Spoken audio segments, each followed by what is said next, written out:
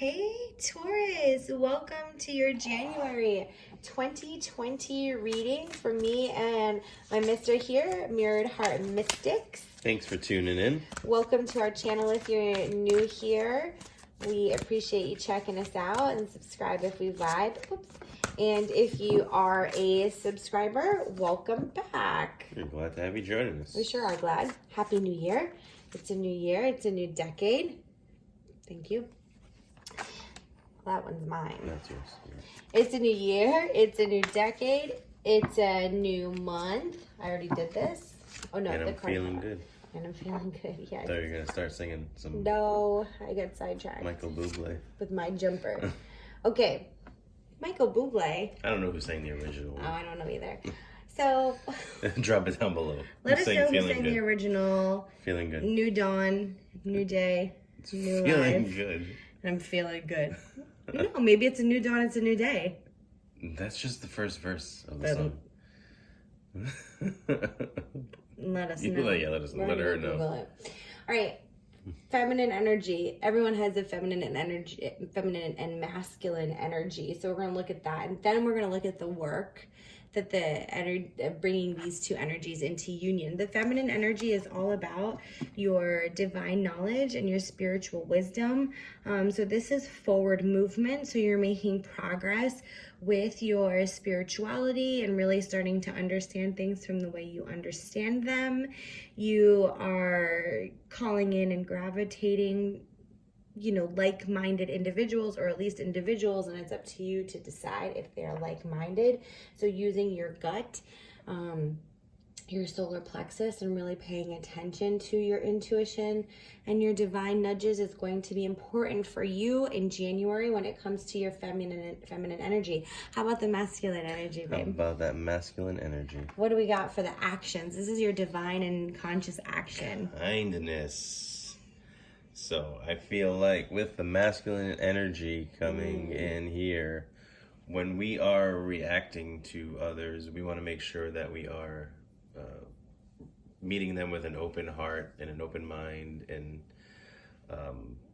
not necessarily giving them the benefit of the doubt, but allowing for people to speak their side of the story, and maybe not necessarily overtalk them. So make sure that you're listening as much as you're putting in. So I feel like just give the space that you would want others to give you. So important, given that space, for sure. Yeah. Let's look at that work a little bit that my mister was talking about. So I do feel like this is allowing others to kind of come to you. I feel like here, this person isn't very,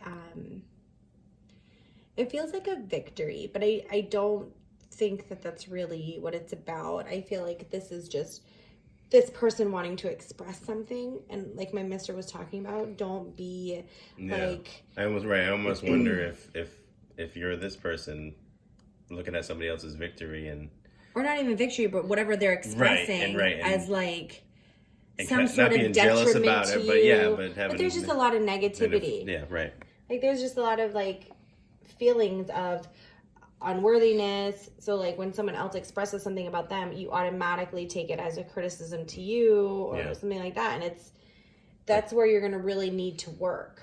And kind of move forward from those things and choose kindness for yourself, and kindness for others. You have the King of Pentacles. So when you think about this being some advice for you for your spiritual work, the King of Pentacles really is a kind king, a kind ruler. And he's like the host with the most, and he wants his people to be happy, be comfortable, taken care of, and things like that. So start to think about that in your relationships. Am I,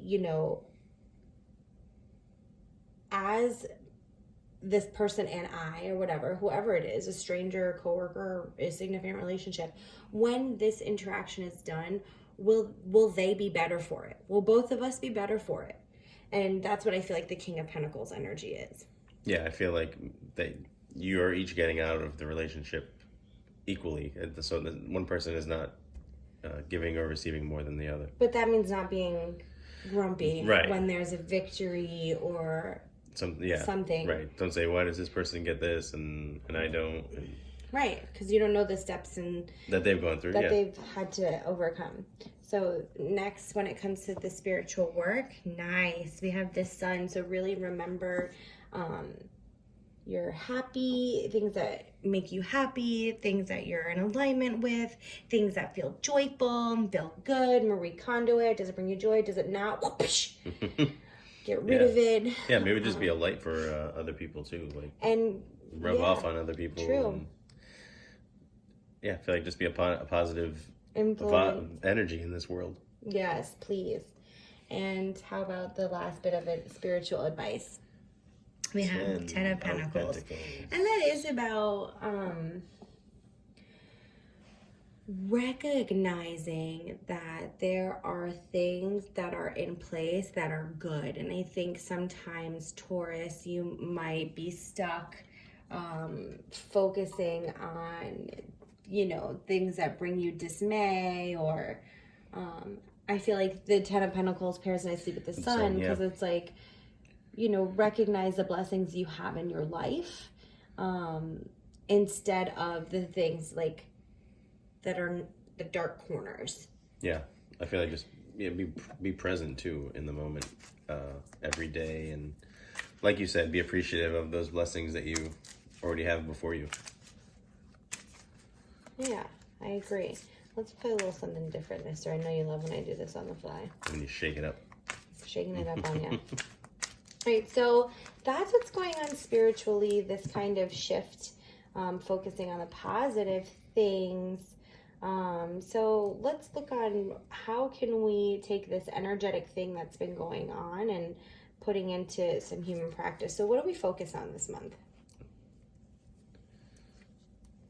What should Taurus focus on this month? Isaiah. So it says it's a good time to give birth to new ideas and situations in your life. I'm watching over you, guiding you, and protecting you during these changes. Yeah, there's this spiritual change that has been going on with you, perhaps over the last year, the last decade, whatever. And this is bringing in new opportunities, new relationships, new social scenes, new things like that. And during these changes, I feel like you have been moving forward with your intuition and your divine feminine guiding you.